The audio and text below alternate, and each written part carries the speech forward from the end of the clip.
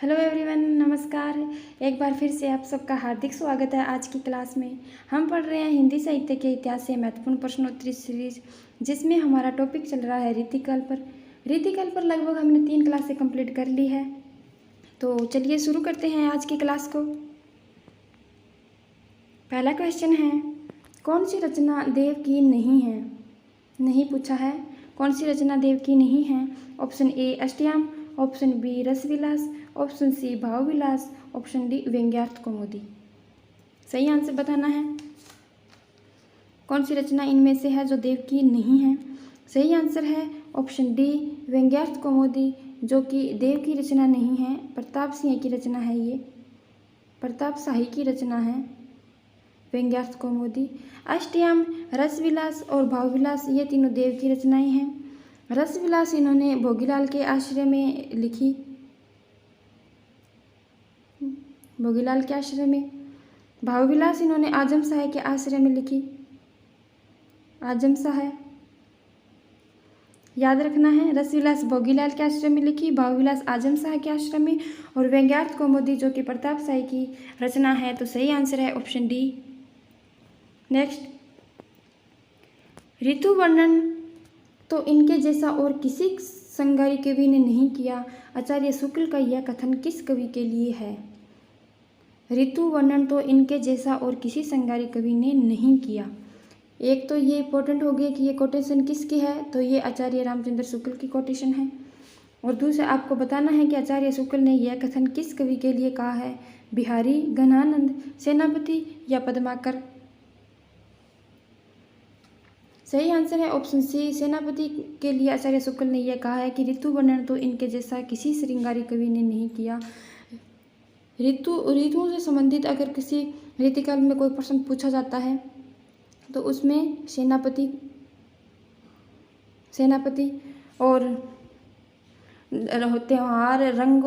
त्योहारों का वर्णन अगर किसी ने किया है तो वो पद्माकर माने जाते हैं। सेनापति ने ऋतुओं का वर्णन किया है और आचार्य शुक्ल का यह कथन है। क्वेश्चन नंबर 3, अभिधा उत्तम काव्य है, मध्य लक्षणाहीन, अधम व्यंजना रसविरस, उल्टी कहत नवीन। यह कथन किसका है? केशव, भिखारीदास, देव या चिंतामणि। यह कथन इंपॉर्टेंट है बहुत, ये बार बार परीक्षाओं में पूछे गए हैं। ये exam TGT, PGT, net, JRF, Hindi साहित्य के हर एग्जाम में ये प्रश्न बार बार पूछे गए हैं। और मैंने इन सारे प्रश्नों को एक क्लास में आपके लिए लाए हैं। एक ही क्लास में सारे प्रश्न आपको मिलेंगे, तो आपको अलग अलग एग्जाम उठाकर नहीं देखने पड़ेंगे लास्ट ईयर के जो क्वेश्चन होते हैं। अभिधा उत्तम काव्य, मध्य लक्षणाहीन, अधम व्यंजना रस विरस, उल्टी कहत नवीन कथन किसका है? सही आंसर है ऑप्शन सी, देव ने अभिधा को उत्तम माना है। अभिधा शब्द शक्ति को उत्तम माना है देव ने। अभिधा शब्द शक्ति याद रखना है। चिंतामणि द्वारा रचित प्रबंध काव्य है? काव्य प्रकाश, श्रृंगार मंजरी, रसविलास, कृष्णचरित। चिंतामणि द्वारा रचित प्रबंध काव्य कौन सा है? सही आंसर है ऑप्शन डी, कृष्णचरित रचना जो कि चिंतामणि की है वह प्रबंध काव्य है। बाकी ये रचनाएं भी चिंतामणि की ही है। क्वेश्चन 5, कविराज शिरोमणि की उपाधि से विख्यात रचनाकार कौन है? भूषण, केशव, पद्माकर या सेनापति। कविराज शिरोमणि। सही आंसर है ऑप्शन सी, पद्माकर को कविराज शिरोमणि की उपाधि दी जाती है। किसने दी? जयपुर नरेश प्रताप सिंह ने। जयपुर नरेश प्रताप सिंह ने इनको, प्रताप सिंह,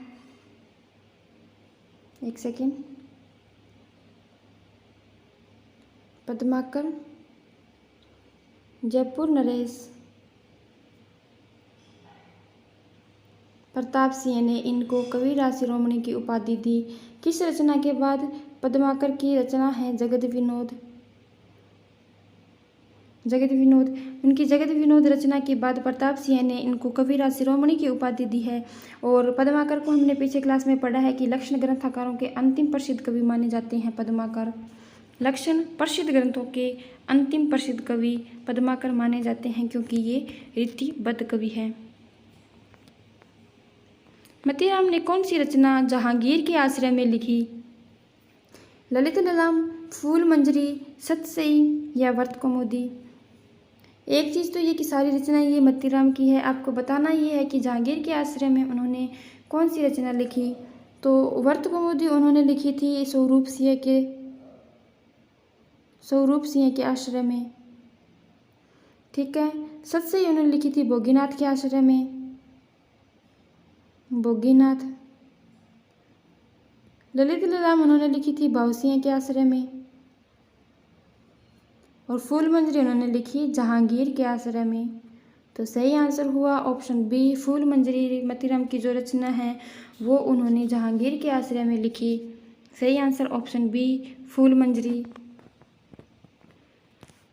नेक्स्ट, वे उक्ति वैचित्र्य व शब्द क्रीड़ा के प्रेमी थे। यहाँ वे सर्वनाम किसके लिए प्रयुक्त किया है? आपको बताना है कि वे किसके लिए प्रयुक्त हुआ है और ये कोटेशन किसकी है, ये भी बताना है। वे उक्ति वैचित्र्य और शब्द क्रीड़ा के प्रेमी थे, यह शुक्ल ने कहा है। आचार्य शुक्ल का यह कथन है। और किसके लिए कहा है? ऑप्शन ए, केशवदास के लिए उन्होंने शुक्ल ने यह कहा है। नेक्स्ट, कृपादाम द्वारा रचित नायिका वेद की सबसे पुरानी पुस्तक है? हिततरंगिणी, उज्ज्वल नीलमणि, कर्णाभरण या कविता रत्नाकर। नायिका वेद की सबसे पुरानी पुस्तक पूछा है। सही आंसर है ऑप्शन ए, हिततरंगिणी, जो कि कृपाराम ने 1541 ईस्वी में लिखी थी। यह नायिका वेद की सबसे पुरानी रचना है और बिहारी और हिंदी की सतसई जो परंपरा है उसकी प्रथम रचना मानी जाती है हिततरंगिणी। हिंदी की सतसई परंपरा की प्रथम रचना मानी जाती है कृपाराम की हिततरंगिणी, जो कि नायिका वेद की सबसे पुरानी पुस्तक है और इसका रचना काल है 1541 ईस्वी। याद रखना है। नेक्स्ट, कठिन काव्य का प्रेत किसे कहा जाता है? बताना है कठिन काव्य का प्रेत किसे कहा गया? केशव, बिहारी, मोतीराम, देव। सही आंसर है ऑप्शन ए, केशव को कठिन काव्य का प्रेत कहा गया। और किसने कहा? तो आचार्य शुक्ल ने इनको कहा है कठिन काव्य का प्रेत, आचार्य शुक्ल ने। नेक्स्ट, डॉक्टर पीताम्बर दत्त बर्थवाल के अनुसार रामचंद्रिका है? डॉक्टर पीताम्बर दत्त बर्थवाल के अनुसार रामचंद्रिका है असाधारण काव्य, फुटकल कविताओं का संग्रह, छंदों का अजायब घर, अलंकार मंजूषा। छंदों का अजायब घर रामचंद्रिका को किसने कहा? रामस्वरूप चतुर्वेदी ने, डॉक्टर रामस्वरूप चतुर्वेदी ने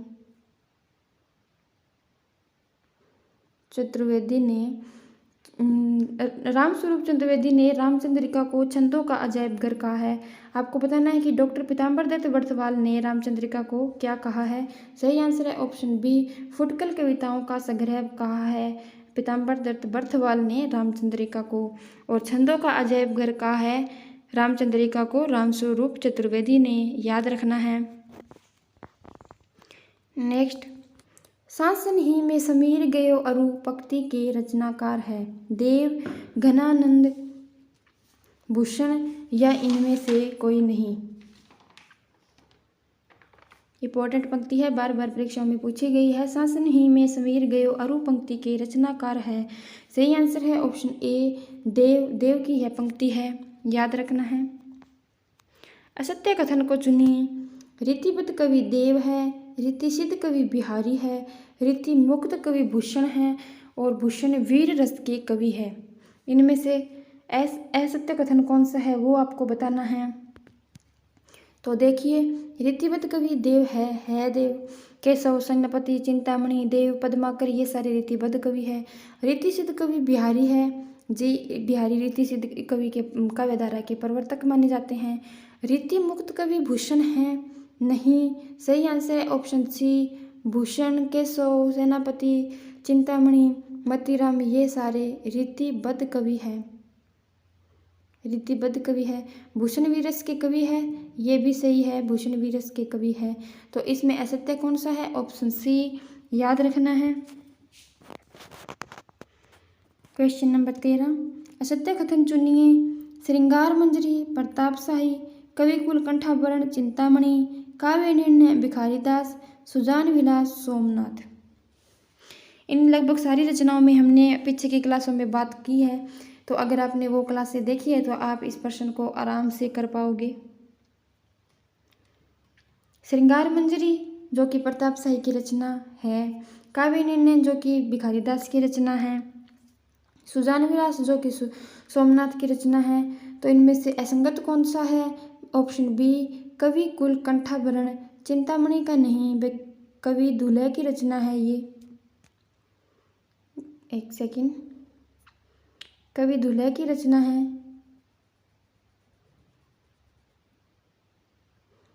दुल्हे कवि की रचना है। कवि कुल कंठाभरण। चिंतामणि की रचना है कवि कुल कल्पद्रुम। याद रखनी है, कंफ्यूज नहीं होना है। कवि कल्प,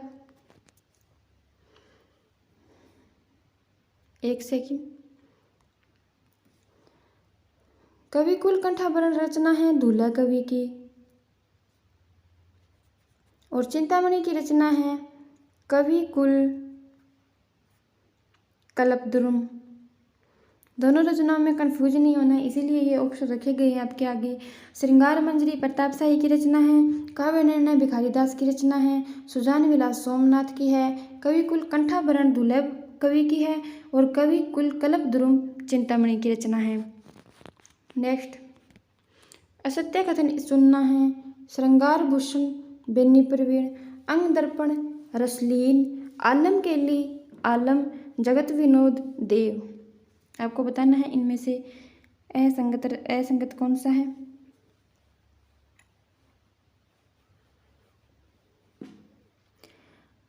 श्रृंगार भूषण बेनी प्रवीण की रचना है, अंग दर्पण और रस प्रबोध एक रचना और रसलीन की मानी जाती है। आलम के लिए आलम की रचनाएं हैं। जगत विनोद जो की रचना है पद्माकर की। हमने अभी पीछे पढ़ा कि पद्माकर की रचना जगत विनोद के बाद ही जयपुर नरेश प्रताप सिंह ने इन्हें कविराज शिरोमणि की उपाधि दी थी। जबकि देव की रचनाएं भवानी विलास, कुशल विलास, भाव विलास, जाति विलास, ये सब देव की रचनाएं हैं। सही आंसर है ऑप्शन डी, जगत विनोद जो कि पद्माकर की रचना है। बिहारी और गणानंद की भाषा के आधार पर पूरा व्याकरण बनाया जा सकता है, यह कोटेशन किसका है? रामचंद्र शुक्ल, हजारी प्रसाद द्विवेदी, गंगा साहेब प्रेमी, नागार्जुन। सही आंसर है ऑप्शन ए, आचार्य रामचंद्र शुक्ल का यह कथन है कि बिहारी और गणानंद की भाषा के आधार पर पूरा व्याकरण बनाया जा सकता है, और इनकी भाषा रही है ब्रज भाषा। कौन सी भाषा रही है? बिहारी और गणानंद की प्रमुख भाषा रही है ब्रज भाषा। नेक्स्ट, अंग दर्पण किस कवि की रचना है? अंग दर्पण किस कवि की रचना है? रसलीन, रामसिंह, रसनिधि या सेनापति। सही आंसर है इसमें ऑप्शन ए, रसलीन की रचनाएं हैं रंग दर्पण, और एक और है रस प्रबोध। अंग दर्पण और रस प्रबोध ये दो रचनाएं रसलीन की मानी जाती है। इनका मूल नाम सैयद गुलाब नबी है। सैयद गुलाम नबी, इनका मूल नाम सैयद गुलाम नबी है। रसलीन का अंग दर्पण और रस प्रबोध इनकी रचना मानी जाती है। सही आंसर है ऑप्शन ए। छत्र प्रकाश किसकी रचना है? लाल कवि, गुमान मिश्र, राम सिंह या कुलपति मिश्र। छत्र प्रकाश किसकी रचना है? सही आंसर है ऑप्शन ए, लाल कवि जो गोरेलाल पुरोहित नाम है, जिनका गोरेलाल पुरोहित के नाम से है, जिन्हें लाल कवि कहा जाता है, इनकी रचना है छत्र प्रकाश। दोहा चौपाई शैली में यह लिखी गई है। सत्यप्रकाश रचना दोहा चौपाई शैली, जिसमें महाराज छत्रसाल की वीरता का वर्णन किया गया है। महाराज छत्रसाल, जिसमें महाराज छत्रसाल की वीरता का वर्णन किया गया है। दोहा चौपाई शैली में लिखी गई है। लाल कवि, इनका नाम मूल है गोरेलाल पुरोहित नाम है। छत्रप्रकाश इनकी रचना है, याद रखना है। रस गंगाधर में पंडित जगन्नाथ ने किस बादशाह की प्रशंसा की है? शाहजहां, औरंगजेब, अकबर या बाबर? सही आंसर बताना है। सही आंसर है ऑप्शन ए, रस गंगाधर में पंडित जगन्नाथ ने शाहजहां की प्रशंसा का वर्णन किया है। भिखारीदास ने काव्य निर्णय में किसका विवेचन किया है? भिखारीदास की रचना है काव्य निर्णय, उसमें किसका विवेचन किया गया है ये बताना है। ऑप्शन ए अलंकार विवेचन, ऑप्शन बी छंद विवेचन, ऑप्शन सी काव्य भेद या ऑप्शन डी सर्वांग विवेचन। ये प्रश्न हमने पीछे की क्लास में किया है, तो अगर आपने वो क्लास देखी है तो अभी तक इसका आंसर आपके माइंड में आ गया होगा। सही आंसर है ऑप्शन डी, भिखारीदास की जो रचना है काव्य निर्णय वह सर्वांग विवेचन पर आधारित है। नेक्स्ट, रीतिकाल का कोई भी कवि भक्ति भावना से हीन नहीं है और हो भी नहीं सकता था, क्योंकि भक्ति उसके लिए मनोवैज्ञानिक आवश्यकता थी। यह कथन किसका है? मोस्ट इम्पोर्टेंट कथन है ये। रामकुमार वर्मा, डॉक्टर नगेंद्र, हजारी प्रसाद द्विवेदी या इनमें से कोई नहीं। ये कोटेशन इतना इम्पोर्टेंट है, बार बार परीक्षा में रिपीट होता रहता है। रीतिकाल का कोई भी कवि भक्ति भावना से हीन नहीं है और हो भी नहीं सकता था, क्योंकि भक्ति उसके लिए एक मनोवैज्ञानिक आवश्यकता थी। यह कथन है ऑप्शन बी, डॉक्टर नगेंद्र का यह कथन है, क्योंकि भक्ति भावना का विकास रीतिकाल काव्यधारा से देखने को मिला। भक्ति भावना का जो विकास हुआ वो रीतिकाल में आके देखने को मिला। क्वेश्चन नंबर 21, रीतिकाल की परंपरा में अंतिम श्रृंगारी कवि शुक्ल किसे मानते हैं? अंतिम श्रृंगारी कवि शुक्ल किसे मानते हैं? पद्माकर, द्विजदेव, सेनापति, गवाल। इस प्रश्न में हमने पीछे क्लास में चर्चा की थी। अगर आपने वो क्लास देखी है तो आपके माइंड में इसका आंसर आ गया होगा अभी तक। ऑप्शन बी इसका सही आंसर है कि रीतिकाल की परंपरा में अंतिम श्रृंगारी कवि द्विजदेव को माना जाता है। आचार्य रामचंद्र शुक्ल ने इन्हें माना है। पद्माकर को लक्षण ग्रंथों के अंतिम प्रसिद्ध कवि माना जाता है। लक्षण ग्रंथों के अंतिम प्रसिद्ध कवि पद्माकर है और रीतिकाल के अंतिम श्रृंगारी कवि द्विजदेव है। तो कंफ्यूज नहीं होना है, याद रखना है। नेक्स्ट, रीतिकाल में रचित अधिकांश काव्य इनमें से किस प्रकार का है? मुक्तक, प्रबंध, चंपू या कथा काव्य? रीतिकाल में रचित अधिकांश काव्य इनमें से किस प्रकार का है? ऑप्शन ए मुक्तक काव्य अधिक लगा गया रीतिकाल में। प्रबंध काव्य लिखा गया लेकिन बहुत कम लिखा गया। चंपू काव्य जो कि गद्य पद मिश्र शैली में लिखा जाता है, जो कि रीतिकाल में है ही नहीं। चंपू काव्य रीतिकाल में नहीं लिखा गया है बिल्कुल भी। प्रबंध काव्य बहुत कम लिखा गया है। अधिकांश काव्य लिखा गया है मुक्तक में। ऑप्शन ए इसका आंसर है। गिरधर कवि राय की रचना किस छंद में है? रोला, कुंडलियाँ, अरिलल या दोहा चौपाई? सही आंसर बताना है कि गिरधर कवि राय की रचना है वो किस छंद में लिखी गई है। तो वो लिखी गई है ऑप्शन बी कुंडलियाँ छंद में लिखी गई है। अरिरल तो हो नहीं सकता क्योंकि वो आदिकाल में प्रयुक्त होने वाला छंद था। तो ऑप्शन बी इसका सही आंसर है। भक्तिकाल और रीतिकाल के संधि कवि हैं विश्वनाथ प्रसाद मिश्र, विद्यापति, केशवदास या चिंतामणि? भक्ति काल और रीतिकाल के संधि कवि कौन माने जाते हैं? सही आंसर है ऑप्शन सी केशवदास है, जिन्हें भक्तिकाल और रीतिकाल के संधि कवि माना जाता है। केशवदास की रचना रामचंद्रिका, जिनके आधार पर आचार्य रामचंद्र शुक्ल उन्हें भक्तिकाल की समय सीमा में भी रखते हैं। ठीक है। विद्यापति जो कि आदिकाल और भक्तिकाल के संधि कवि माने जाते हैं। विद्यापति याद रखना, आदिकाल प्लस भक्तिकाल विद्यापति माने जाते हैं। केशवदास भक्ति और रीतिकाल के संधि कवि माने जाते हैं, याद रखना है। कविता रत्नाकर का प्रमुख प्रतिपाद्य क्या है? भक्ति भावना, नीति, रीति निरूपण या वीर रस? कविता रत्नाकर का मुख्य प्रतिपाद्य क्या है? सही आंसर है ऑप्शन, यहाँ पे कवित होगा, कविता नहीं है, कविता रत्नाकर, जो कि सेनापति की रचना है। कविता रत्नाकर सेनापति की रचना है। इनका मुख्य प्रतिपाद्य है ऑप्शन ए भक्ति भावना। इसमें राम का वर्णन है, रामायण है, ये राम का वर्णन है, इसमें राम का वर्णन किया गया है कविता रत्नाकर में। सेनापति की रचनाएं हैं और इसका मुख्य प्रतिपाद्य है भक्ति भावना, जिसमें राम का वर्णन है, रामायण है।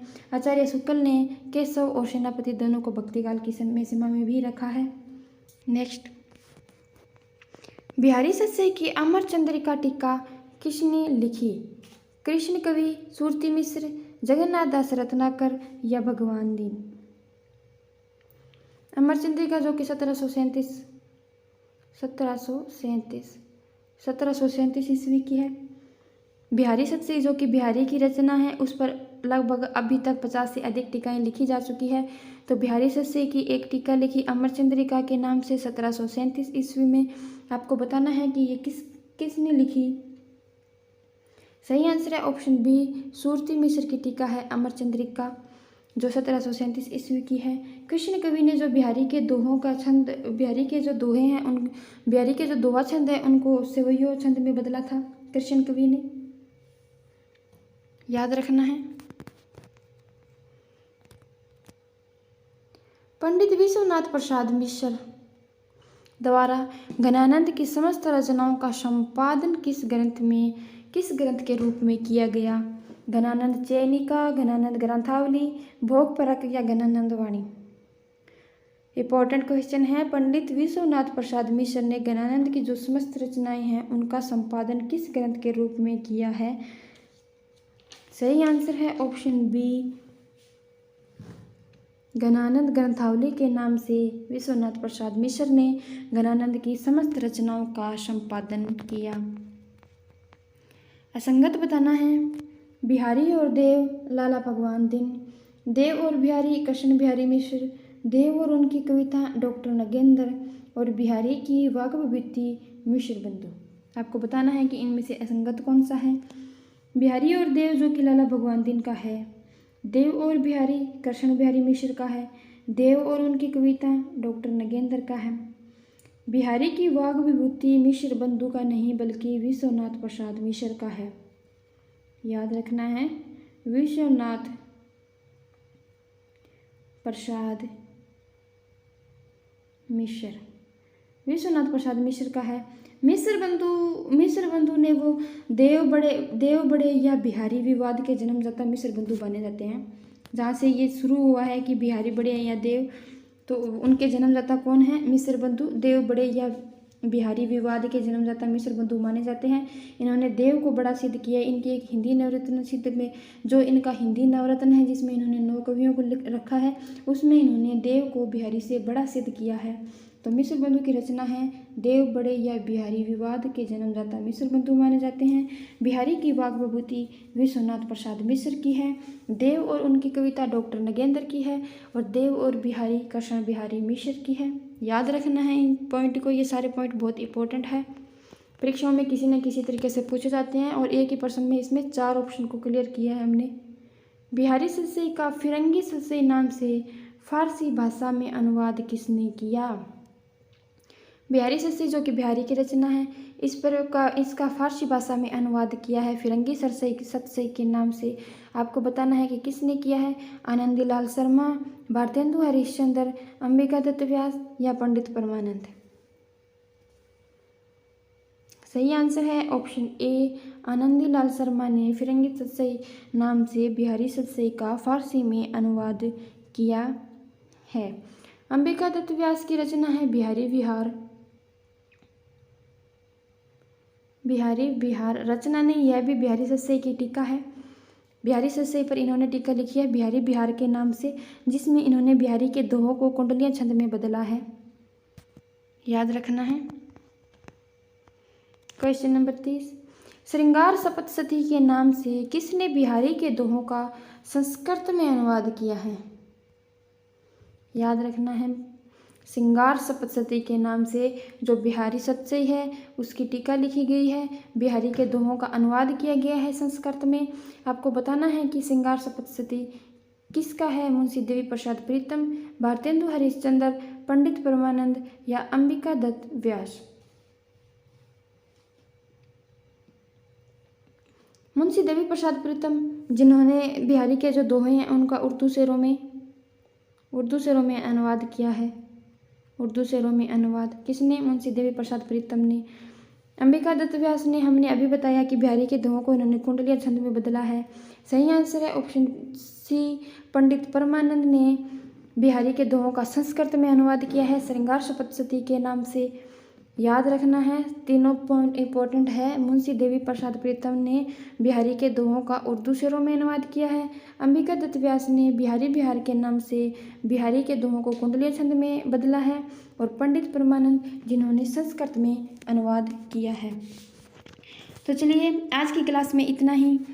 ये रीतिकाल पे लगभग हमने 3 क्लासें कंप्लीट कर ली है। आज ये लास्ट क्लास थी रीतिकाल पे, और रीतिकाल से आने वाले सारे महत्वपूर्ण प्रश्न और जो बार बार परीक्षाओं में पीछे पूछे गए प्रश्न हैं उन सभी को लगभग हमने कंप्लीट कर लिया है।